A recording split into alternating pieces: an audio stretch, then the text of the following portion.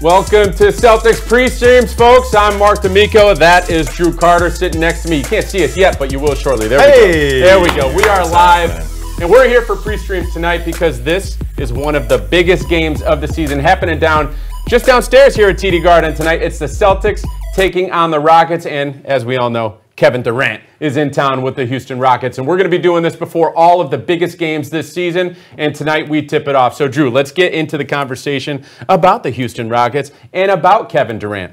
What have you seen that has been the biggest difference in this Rockets team with KD on board? Well, first of all, Mark, thanks for having me on this pre-stream because you never want to be caught mid-stream, so we're doing this pre-stream. Of course, this is a live picture. It is a live picture, so it's basically like we're downstairs on the parquet right now. What is this, a basketball court for ants? It is. You can't see who's working out, but we can. We got Anthony Simons out there on top. Yep. We got Jaylen Brown on the wing.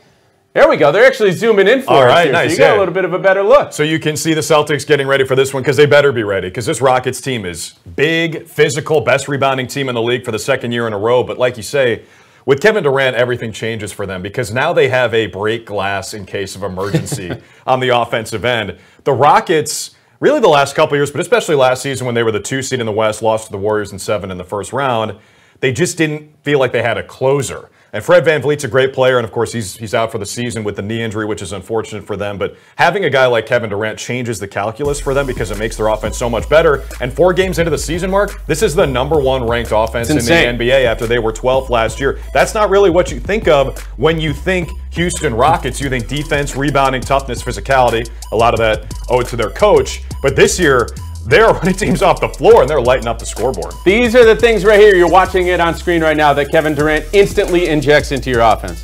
And that's the most interesting thing to me is that you acquire this guy as the Houston Rockets, and you acquire him, and he does literally everything that you hoped that would happen to your offense. As you said, #1 in offensive rating, #1 in free throw attempts. And then last season, the whole reason why they said they wanted Kevin Durant is for three-point shooting.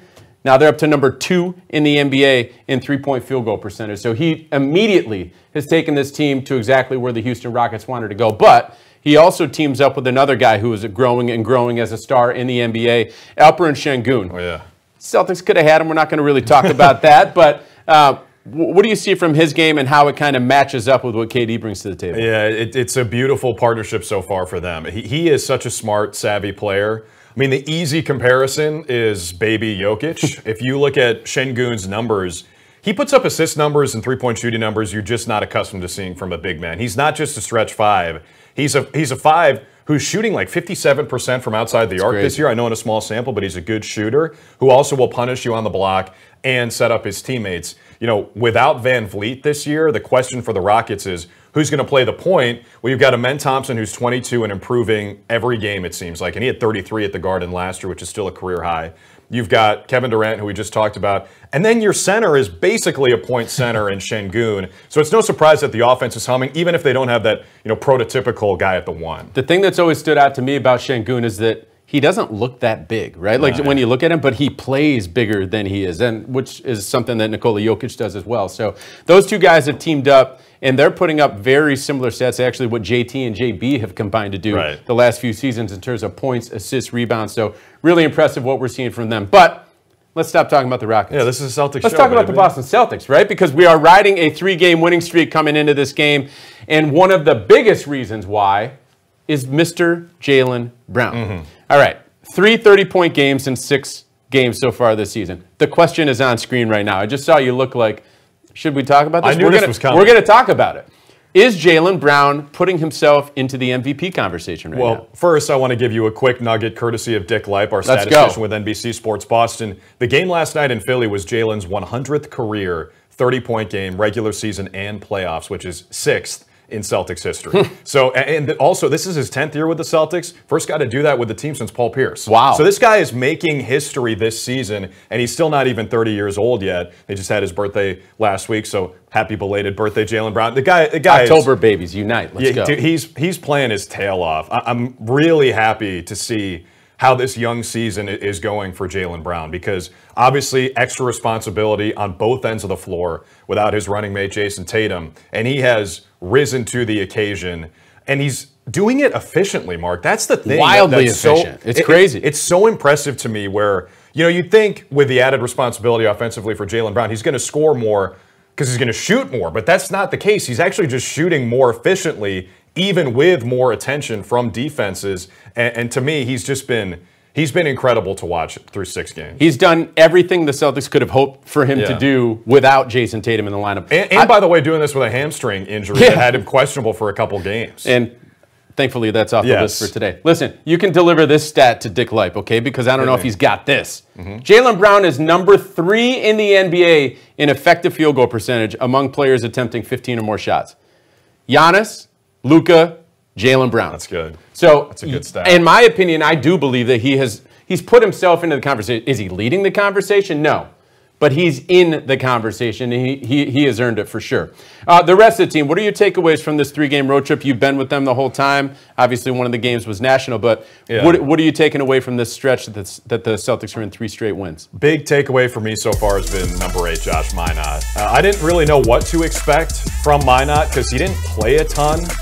In Minnesota, 3 years, never started a game. Here's just some clips of the Celtics winning that game last night. And by the way, Simons in Philly was nasty.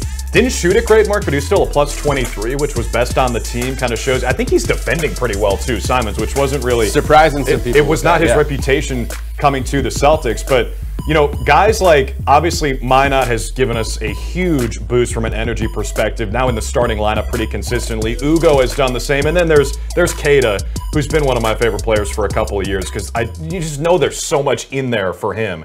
And he's getting an opportunity to show it now, and he's improving. And the best way to improve is to do something. And so for him, there might have been some growing pains the last couple of years, and even still now that he's a starter and playing 20 to 25 minutes, but his on-off the floor numbers are the best on the team, Neemias Queta. So I've been so impressed by him. It's exactly what we hoped for, Mark, which is new guys with new opportunities and some guys who have been here but have way more opportunity, and Queta's the biggest one of those for me. It's what we hoped for. It's not what we expected, at least in my opinion. Like, I did not expect the team to be at this stage together as a cohesive unit 6 games into the season. That has really surprised me. We're wrapping up here soon, but we can't go away without talking about Ugo Gonzalez and Josh Minott. What's it like calling games with these guys? You never know what they're going to do out there with their energy. Well, sometimes, just to give you a little inside TV here, I have my charts in front of me, which Mark is going to print for me in a second here. I'm that kind of friend. Thank you, Mark. But I have a little row in there to keep track of a player's points. I have stopped using that row because I can't look away from the court or else I'm going to miss something. And both of these guys will pick up full court. If the Celtics score a bucket, there's a setting. If you ever play 2K, there's a setting where you can turn off after basket camera cuts. Why am I bringing this up? It's because if you turn that off, then you can still see the floor after you score. They don't take the tight shot of your face after a replay. You can still see the full floor, and you can get a steal, and you can get another bucket. That's what those guys do. If you look away from the court at any second, look at that hustle and energy. I'm surprised his body wasn't blue after he got after this one for sure. Yeah, and then and of course, like hitting the stanchion like that, I was actually concerned for his health for a moment, but these guys are made of Teflon. Both Minott and Ugo have given such a level of juice off the bench and now in the starting lineup. It's been a real pleasure to watch. Those last 2 plays that we just watched there in that clip of B-roll, those are the 2 clips that they just dropped my jaw. Yeah. I'm like, and I actually sent this out on X and it got a little bit of traction. A lot of Spaniards were diving in on this, but I don't know if there's another player in the league who makes those 2 plays within 26 seconds of each other. Like the level of effort, even on one where like he probably had 0% chance of saving that ball that was going down the sideline, but pretty impressive what we've seen from him. It's been a lot of fun to watch both of those guys. They are injecting energy to this team every night. We're going to need the energy tonight. Taking on the 2-2 Houston Rockets, Kevin Durant is in town. Make sure you flip it over right now to NBC Sports Boston for Celtics Pregame Live. He's going to be on there. He's going to be on the call tonight. Thank you for joining us, and we'll see you on the next game. It's going to be a big one, I promise you that, for Celtics Pre-Stream.